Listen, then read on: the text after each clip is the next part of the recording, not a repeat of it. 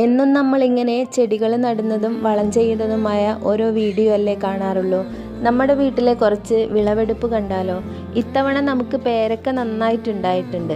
എത്രമാത്രം ഉണ്ടായി എന്നതിന് ഒരു കണക്കില്ല കേട്ടോ. പക്ഷേ ഇത്തവണ എന്തോ പുറന്തൊലിയിൽ ചെറുതായൊരു കേടുപോലെ വന്നിട്ടുണ്ട്.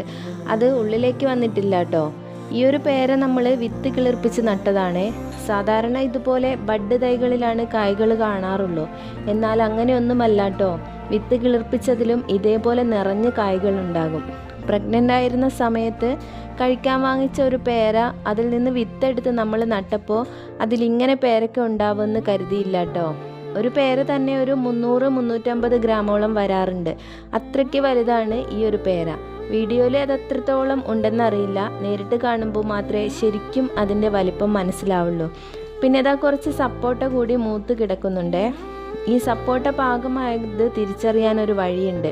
അതിൻ്റെ മുകൾ വശത്തെ മുള്ള് പോലെ കാണുന്ന ഭാഗം തൊട്ടു നോക്കിയാൽ പെട്ടെന്ന് വീണു പോകും. അതാണ് ശരിക്കും സപ്പോട്ടയുടെ കറക്റ്റ് പാകം. അതുപോലെ തന്നെ പൊട്ടിച്ചെടുക്കുമ്പോൾ പെട്ടെന്ന് പൊട്ടിക്കാനും അതേപോലെ കറയും കുറവായിരിക്കുമെങ്കിൽ അത് ശരിക്കും പാകമായ സപ്പോട്ടയാണെന്ന് നമുക്ക് മനസ്സിലാക്കിയെടുക്കാം.